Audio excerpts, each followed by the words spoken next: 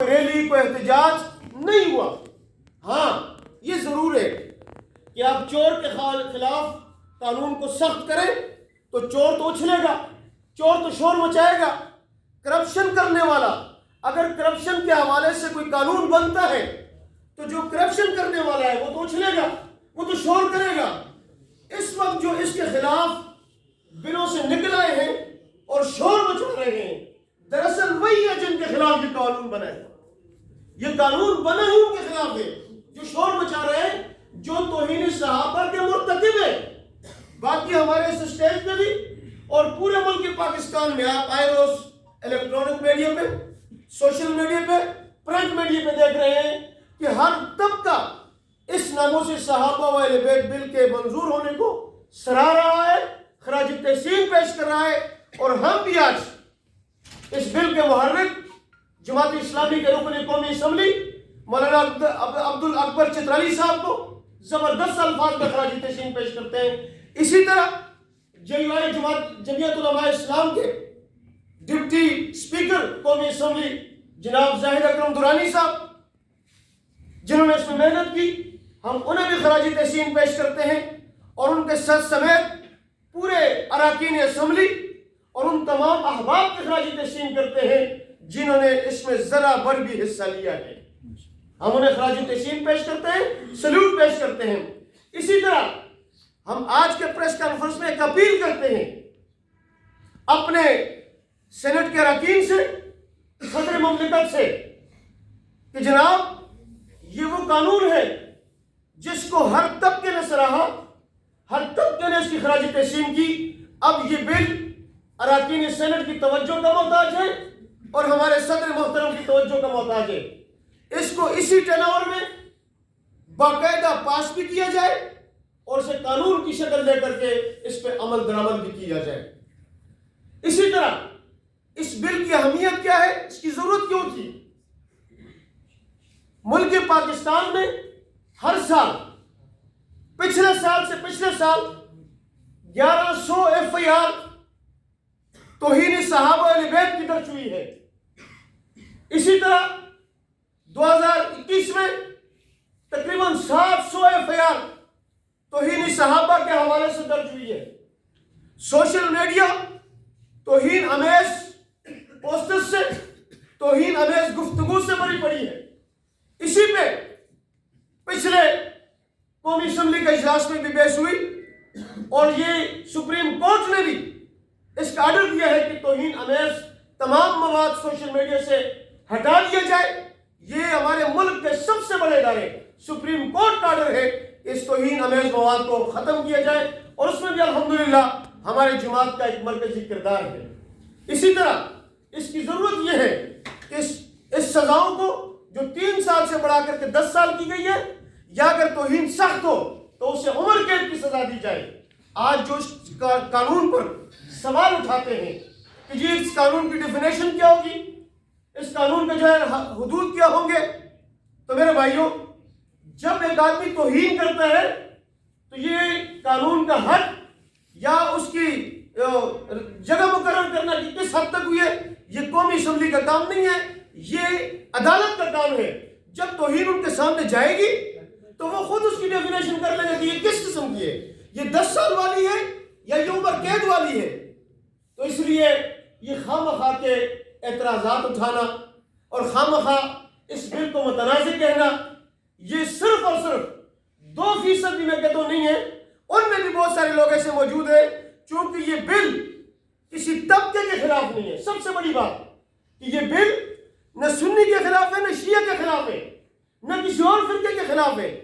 اس میں تو یہ کہا گیا ہے کہ جو بھی توہین کرے, وہ توہین کرنے والا پاکستانی ہو, وہ توہین کرنے والا ہمارے ملک میں کوئی بھی ہو, وہ ہندو مذہب سے تعلق رکھتا ہو, وہ سکھ مذہب سے ہو, وہ شیعہ ہو, وہ سنی ہو, وہ کسی بھی فرقہ سے تعلق رکھتا ہو, جو بھی توہین کرے گا اسے یہ سزا دی جائے گی. تو جب دوسرے نہیں بول رہے اور سارے اس کی خراج تحسین کر رہے ہیں, اس کو مبارکباد دے رہے ہیں اور اسے وقت کی ضرورت قرار دے رہے ہیں, تو ایسے میں ایک طبقے کی چیخ و پکار سے یہ بات تو واضح ہو گئی اور وہ بے نقاب ہو گئے کہ دراصل یہی لوگ ہیں جن کے خلاف 700 FIR ہے, جن کے خلاف 1100 FIR ہے, ملک کی تھانوں میں درج ہیں، اور وہ اس ڈر سے کہ ہمیں سزا نہ ہو جائے، اور وہ سزا اتنی کم تھی کہ جو گستاخی کرتا تھا، حالیہ میں کیسے کہ ایک آدمی نے گستاخی کی، اس پہ ایف آئی آر درج ہوئی، وہ گرفتار ہوا، ضمانت پہ رہا ہوا، اس نے دوبارہ گستاخی کر لی۔ وہ اس لیے کہ ملک پاکستان کا قانون ہی اتنا کمزور تھا۔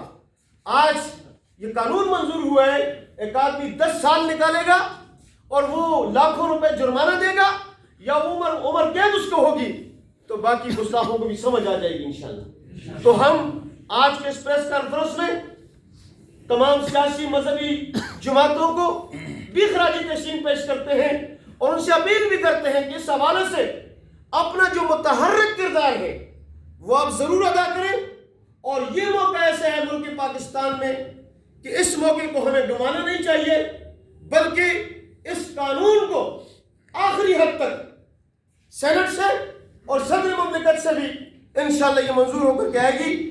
اور یہ بات بھی ہم کہنا چاہتے ہیں کہ جن لوگوں نے اس بل کی مخالفت کی ہے اور جن بنیادوں پہ کی ہے، میں سمجھتا ہوں کہ قانون کو حرکت میں آنا چاہیے، اداروں کو حرکت میں آنا چاہیے، اور ان کے خلاف ادارے نوٹس لیں کہ وہ نہ صرف یہ کہ توہین صحابہ اہل بیت کے مرتکب ہے، بلکہ اس وقت ان کی پریس کانفرنس اٹھا لیں، وہ اراکین قومی اسمبلی پاکستان کے نیشنل اسمبلی کی بے توقیری اور اس کی توہین کے بھی مرتکب ہو رہے ہیں، اور وہ یہ کہہ رہے ہیں کہ ہم سے مشورہ نہیں کیا گیا، ہم سے نہیں پوچھا گیا۔